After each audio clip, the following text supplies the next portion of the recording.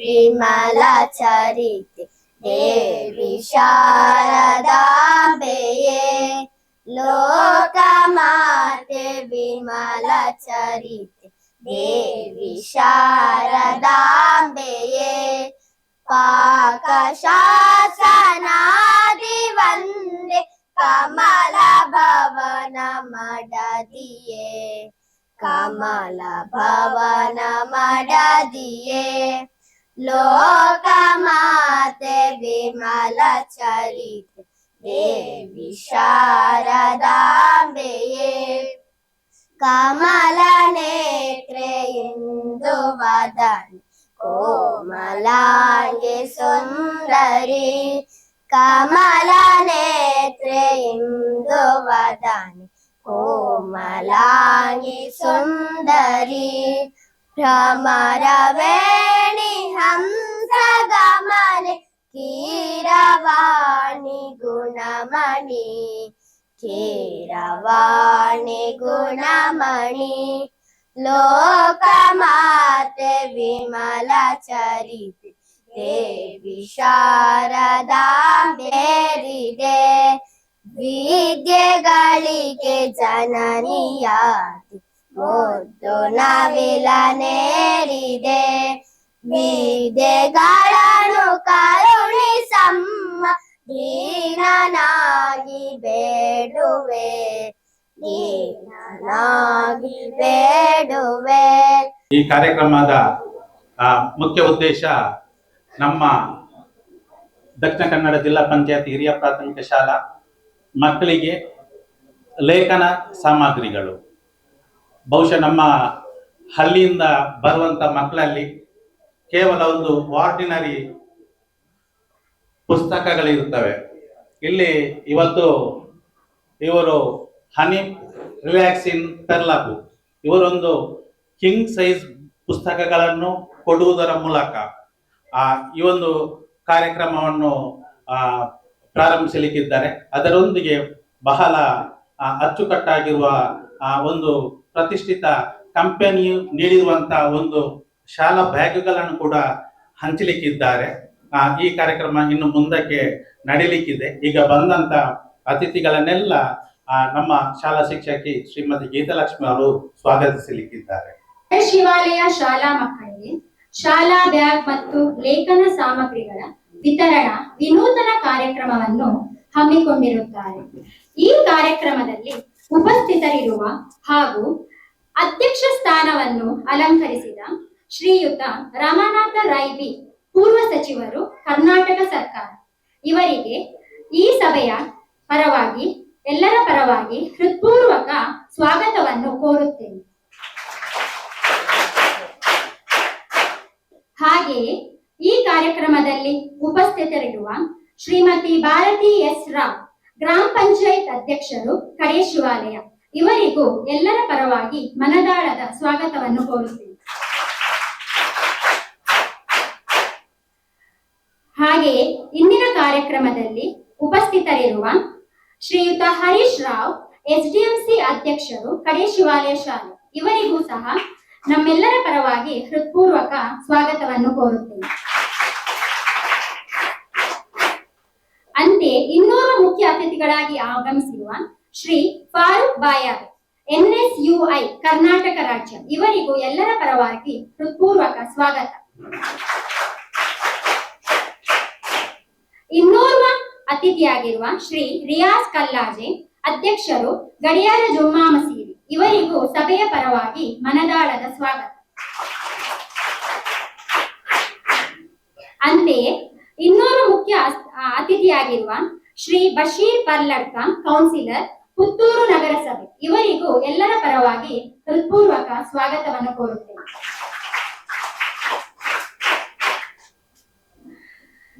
ಇಂದಿನ ಮುಖ್ಯ ಅತಿಥಿಗಳಾಗಿ ಆಗಮಿಸಿರುವಂತಹ ಮತ್ತು ಈ ಕಾರ್ಯಕ್ರಮದ ಡೋನರ್ ಆಗಿರುವಂತಹ ಶ್ರೀಯುತ ಹನೀಫ್ ಪೆರ್ಲಾ, ರಿಲ್ಯಾಕ್ಸ್ ಗ್ರೂಪಿನ ಅಧ್ಯಕ್ಷರು, ಇವರಿಗೂ ಸಹ ಎಲ್ಲರ ಪರವಾಗಿ ಸಭೆಯ ಪರವಾಗಿ ಮನದಾಳದ ಸ್ವಾಗತವನ್ನು ಕೋರುತ್ತೇನೆ.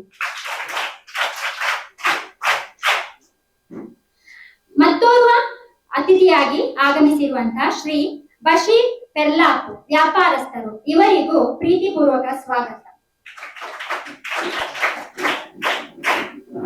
ಹಾಗೆ ಇಂದಿನ ಕಾರ್ಯಕ್ರಮದಲ್ಲಿ ಉಪಸ್ಥಿತರಿರುವ ಶ್ರೀ ನಜೀರ್ ಪೆರ್ಲಾಪು ಇವರಿಗೂ ಪ್ರೀತಿಪೂರ್ವಕ ಸ್ವಾಗತವನ್ನು ಕೋರುತ್ತೇನೆ. ಅಂತೆ ಮತ್ತೋರ್ವ ಅತಿಥಿಯಾಗಿ ಆಗಮಿಸಿರುವಂತಹ ಶ್ರೀ ಉನೈಸ್ ಗಡಿಯಾರ ಕೆದಿಲಾ ಪಂಚಾಯತ್ನ ಸದಸ್ಯರು, ಇವರಿಗೂ ಪ್ರೀತಿಪೂರ್ವಕ ಸ್ವಾಗತ. ಹಾಗೆ ಈ ಕಾರ್ಯಕ್ರಮದಲ್ಲಿ ಉಪಸ್ಥಿತರಿರುವ ಶ್ರೀ ಸಲೀಂ ಎಸ್ಡಿಎಂಸಿ ಅಧ್ಯಕ್ಷರು, ಕೆಮಲ್ ಪಲ್ಕೆ ಶಾಲೆ, ಇವರಿಗೂ ಮನದಾಳದ ಸ್ವಾಗತ. ಅಂತೆಯೇ ಈ ಕಾರ್ಯಕ್ರಮದಲ್ಲಿ ಉಪಸ್ಥಿತರಿರುವ ಶ್ರೀ ಫಾರೂಕ್ ಪೆರ್ನೆ ಸದಸ್ಯರು, ಪೆರ್ನೆ ಗ್ರಾಮ ಪಂಚಾಯತ್, ಇವರಿಗೂ ಸಹ ಸಭೆಯ ಪರವಾಗಿ ಪ್ರೀತಿಪೂರ್ವಕ ಸ್ವಾಗತ. ಹಾಗೆಯೇ ಈ ಕಾರ್ಯಕ್ರಮದಲ್ಲಿ ಉಪಸ್ಥಿತರಿರುವ ಗ್ರಾಮ ಪಂಚಾಯತ್ನ ಸದಸ್ಯರುಗಳಾದ ಶ್ರೀಯುತ ಹರಿಶ್ಚಂದ್ರ, ಶ್ರೀಮತಿ ನಳಿನಾಕ್ಷಿ, ಶ್ರೀಮತಿ ಗೀತಾ, ಇವರಿಗೂ ಎಲ್ಲರ ಪರವಾಗಿ ಸ್ವಾಗತವನ್ನು ಕೋರುತ್ತೇನೆ. ಇಲ್ಲಿ ನೆರೆದಿರುವ ಈ ಕಾರ್ಯಕ್ರಮದ ಕೇಂದ್ರ ಬಿಂದುವಾದ ನಮ್ಮ ಶಾಲೆಯ ಮುದ್ದು ಮಕ್ಕಳಿಗೂ, ಅವರ ಪೋಷಕರಿಗೂ, ಶಾಲಾ ಎಸ್ಡಿಎಂಸಿ ಸದಸ್ಯರಿಗೂ, ನಮ್ಮ ಶಾಲೆಯ ಎಲ್ಲಾ ಶಿಕ್ಷಕ ಶಿಕ್ಷಕೇತರ ವೃಂದದವರಿಗೂ ತುಂಬು ಹೃದಯದ ಸ್ವಾಗತವನ್ನು ಕೋರುತ್ತೇನೆ. ಶಾಲಾ ಮಕ್ಕಳಿಗೆ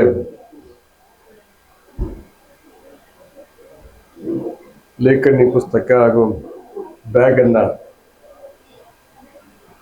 ವಿತರಣೆ ಮಾಡತಕ್ಕಂಥ ಈ ಕಾರ್ಯಕ್ರಮದ ಸಭಾ ವೇದಿಕೆಯಲ್ಲಿ ಇರ್ತಕ್ಕಂಥ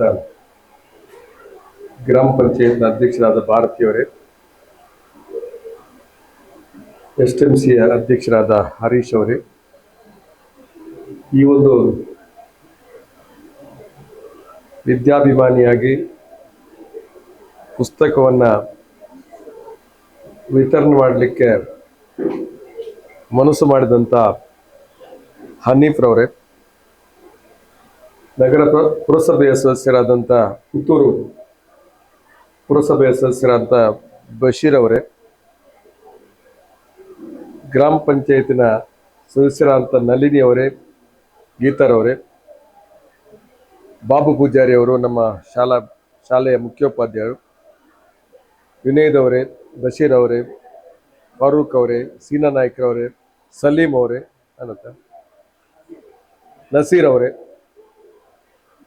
ಮತ್ತು ಇಲ್ಲಿ ಮಕ್ಕಳ ಅಧ್ಯಾಪಕರೊಂದವರೇ ಮತ್ತು ಪ್ರೀತಿಯ ಮುದ್ದು ಮಕ್ಕಳೇ, ಒಂದು ಉತ್ತಮ ಕಾರ್ಯಕ್ರಮ. ನನಗೆ ನಿನ್ನೆ ಬಂದು ನಾನು 10 ಗಂಟೆಗೆ ಬರ್ತೇನೆ ಅಂತ ಹೇಳಿದೆ. ಕಾರಣಾಂತರಗಳನ್ನು ಸರಿಯಾದ ಸಮಯಕ್ಕೆ ಬರಲಿಕ್ಕೆ ಆಗಿಲ್ಲ.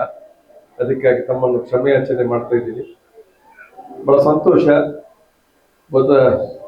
ಎಲ್ಲ ಪೂರ್ವ ವ್ಯವಸ್ಥೆ ಇರ್ತಕ್ಕಂಥ, ಅದು ಬ್ಯಾಗು, ಬರೆಯುವ ಪುಸ್ತಕ, ಪೆನ್ನು, ಪೆನ್ಸಿಲು, ರಬ್ಬರು ಮತ್ತು ಎಲ್ಲ ಲೇಖನಿ ಸಾಮಗ್ರಿಗಳನ್ನು ಕೂಡ ಅವರು ಭಾಳ ಕೊಟ್ಟಿದ್ದಾರೆ.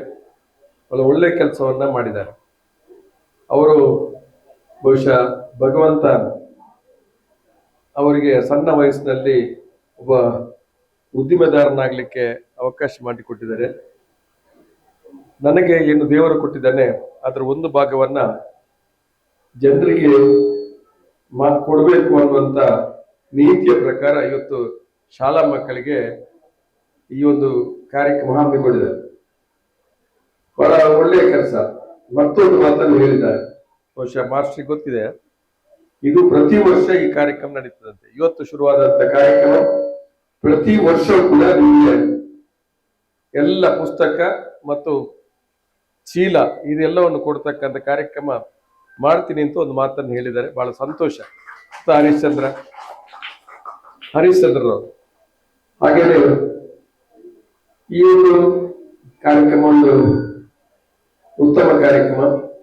ಅದು ಮಕ್ಕಳ ವಿದ್ಯಾಭ್ಯಾಸಕ್ಕೆ ಅನುಕೂಲ ಆಗ್ತಕ್ಕಂಥ ಒಂದು ವಿಚಾರ. ಇವತ್ತು ನೀವೆಲ್ಲ ಒಂದು ಒಂದು ರೀತಿಯಲ್ಲಿ ಪುಣ್ಯವಂತರು. ಯಾಕೆಂತ ಹೇಳಿದ್ರೆ ನಾವು ಶಾಲೆ ಹೋಗುವಂತ ಕಾಲಕ್ಕೂ ಈ ಕಾಲಕ್ಕೂ ವ್ಯತ್ಯಾಸ ಆಯ್ತು ಸುಮಾರು. ನಿಮಗೆ ಮಧ್ಯಾಹ್ನದ ಬಿಸಿ ಊಟ ಇದೆ, ನಾವೆಲ್ಲ ಇದ್ದಾಗ ನಮ್ಗೆ ಬಿಸಿ ಊಟ ಇದೆ. ನಿಮ್ಗೆ ಓದುವ ಪುಸ್ತಕ ಫ್ರೀ ಆಗಿ ಸಿಗುತ್ತೆ, ಸಮವಸ್ತ್ರ ಫ್ರೀ ಆಗಿ ಸಿಗುತ್ತೆ, ಬರೆಯುವ ಪುಸ್ತಕ ಸಿಗ್ತಾ ಇರಲಿಲ್ಲ, ಅದನ್ನ ದಾನಿಗಳು ಕೊಡ್ತಾ ಇದ್ದಾರೆ. ಆದ್ರೆ ಶಾಲೆಯಲ್ಲಿ ಎಲ್ಲ ಫ್ರೀ ಆಗಿ ಸಿಕ್ಕುವಂತದ್ದು ಆಯ್ತು ಅಂತ ಹೇಳುವಂಥದ್ದು ಕೂಡ.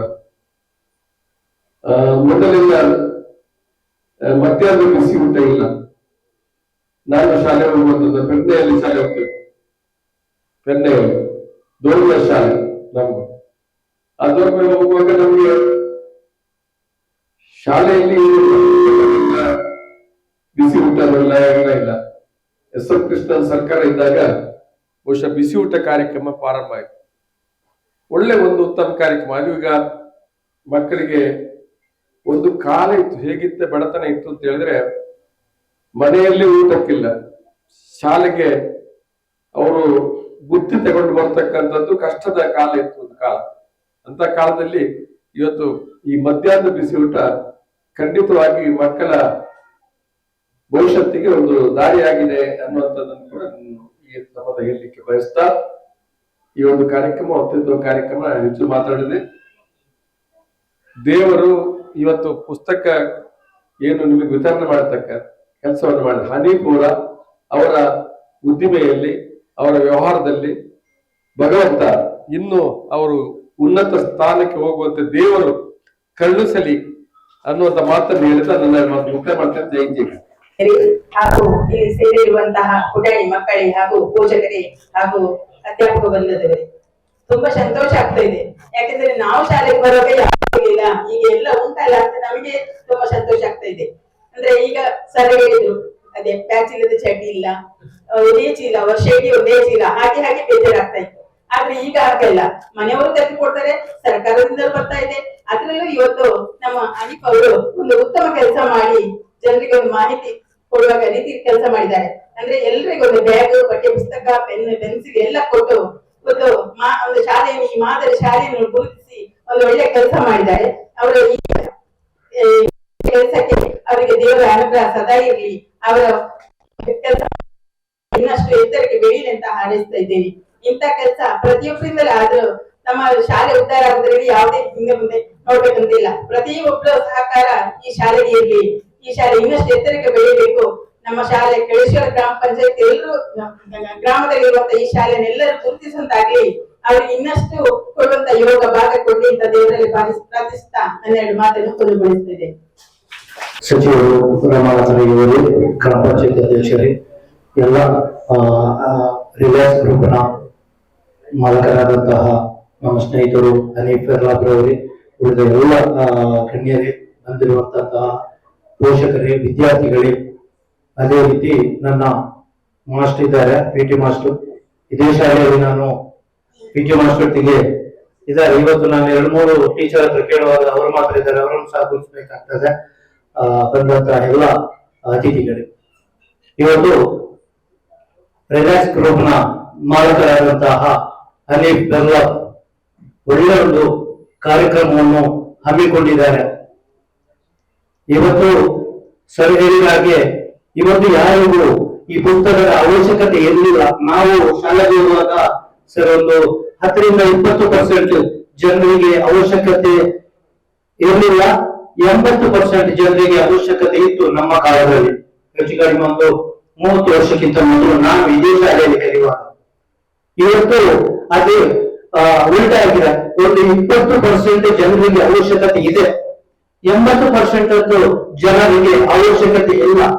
ಆದ್ರೂ ವಿದ್ಯಾಭ್ಯಾಸವನ್ನು ಯಾವ ರೀತಿಯಲ್ಲಿ ಪ್ರೋತ್ಸಾಹಿಸ್ತಾ ಇದ್ದಾರೆ ಇವತ್ತು. ಅದೇ ರೀತಿ ಅನಿತ್ ಅವರು ತನ್ನ ಸ್ನೇಹಿತರಲ್ಲಿ ಒಂದು ಮಾತನಾಡಿದರು, ಮಕ್ಕಳಿಗೆ ಏನನ್ನು ಕೊಡ್ಬೇಕು ಅಥವಾ ನಾನು ಏನನ್ನು ಈ ಸಮಾಜಕ್ಕೆ ಕೊಡ್ಬೇಕು ಅಂತೇಳಿ. ಈ ಮಕ್ಕಳಿಗೆ ಒಂದು ದಿನ ಊಟ ಕೊಟ್ಟಿದ್ರೆ ಸಂಜೆ ಹೋಗುವಾಗ ಅದು ಮರೀತದೆ, ಇಲ್ಲಿಂದ ಹೋಗುವಾಗ ಅದಲ್ಲ.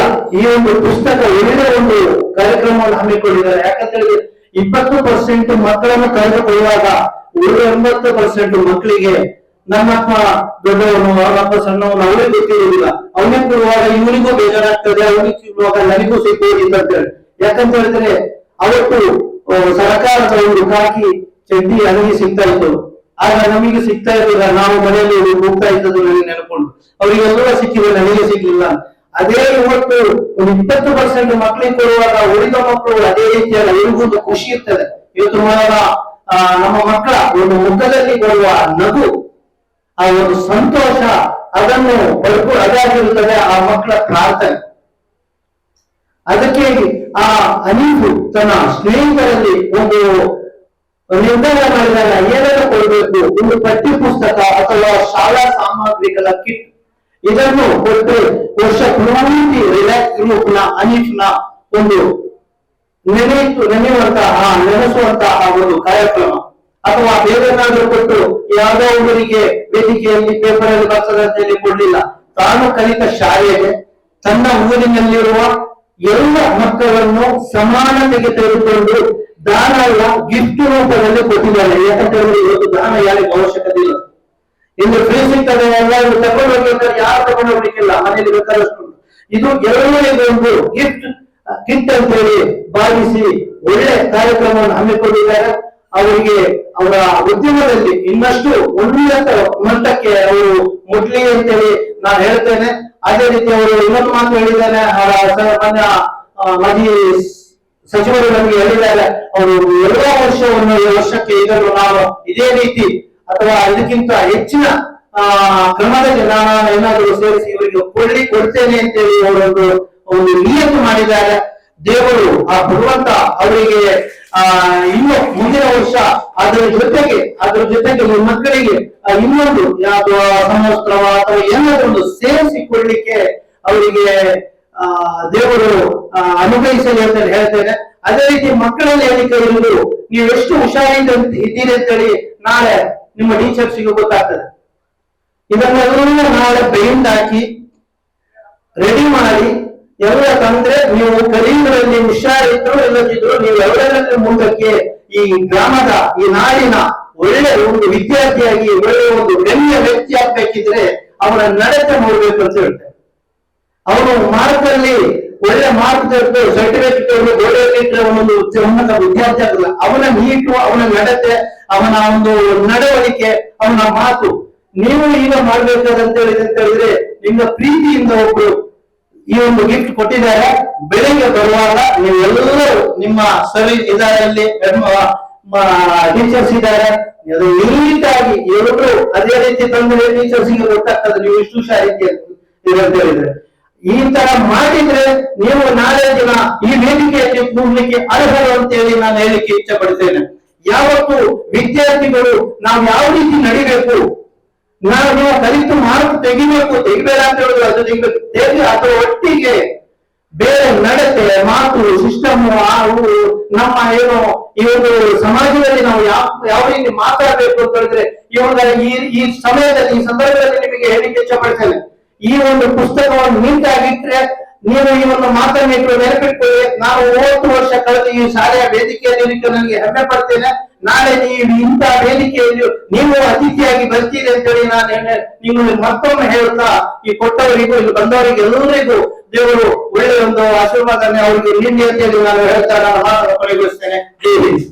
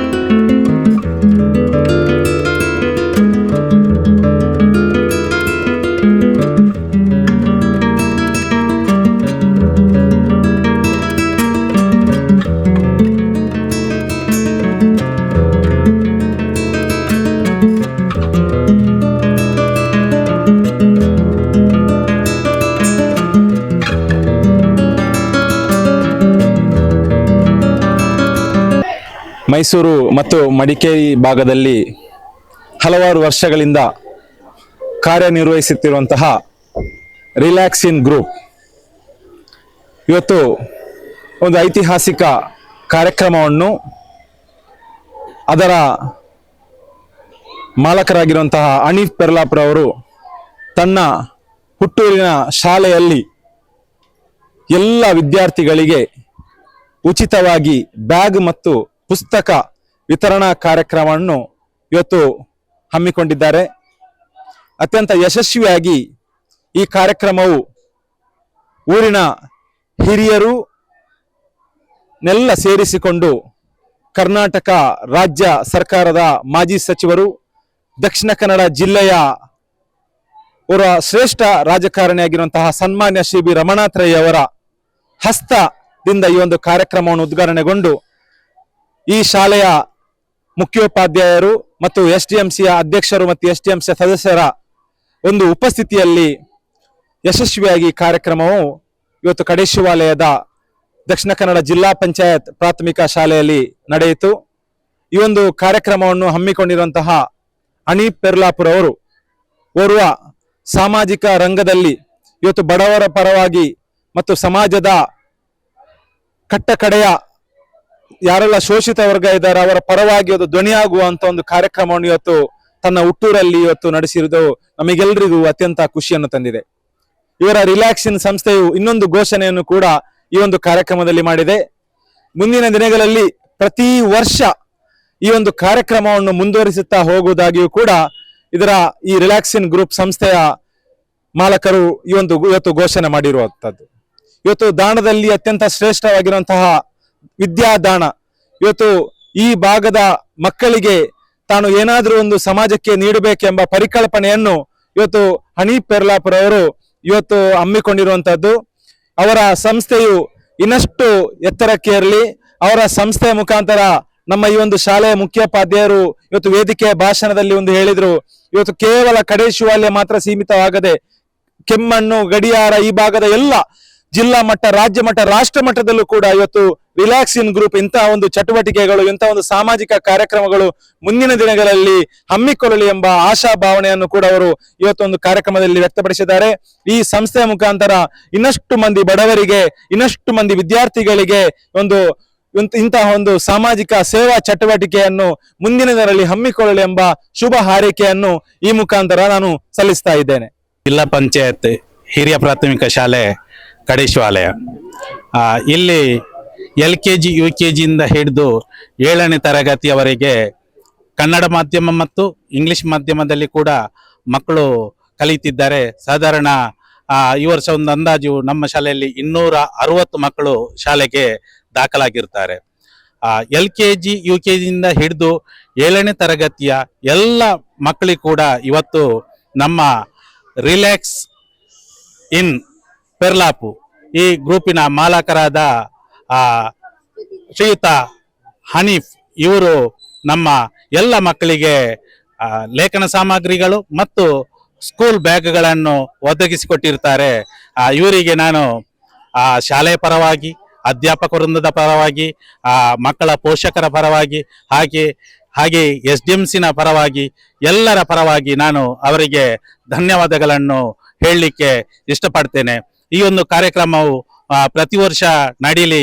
ಈ ಕಾರ್ಯಕ್ರಮ ಕೇವಲ ಕಡೇಶಿವಾಲಯ ಗ್ರಾಮಕ್ಕೆಲ್ಲ, ಎಲ್ಲ ಗ್ರಾಮದ ಮಕ್ಕಳಿಗೂ ಸಿಗುವಂತರಾಗಲಿ. ಹಾಗೆ ಅವರಿಗೆ ಆ ದೇವರು ಅಂತ ಒಂದು ಶಕ್ತಿಯನ್ನು ಕೊಡ್ಲಿ. ಅವರ ಎಲ್ಲ ವ್ಯಾಪಾರ ವ್ಯವಹಾರಗಳು ಉತ್ತುಂಗಕ್ಕೆ ಏರಲಿ ಅಂತ ಹೇಳುತ್ತಾ ಈ ಒಂದು ಕಾರ್ಯಕ್ರಮಕ್ಕೆ ಅವರಿಗೆ ತುಂಬ ಮನದ ಧನ್ಯವಾದಗಳು. DTV ಕನ್ನಡ, ಇದು ಕನ್ನಡಿಗರ ಕಣ್ಣು.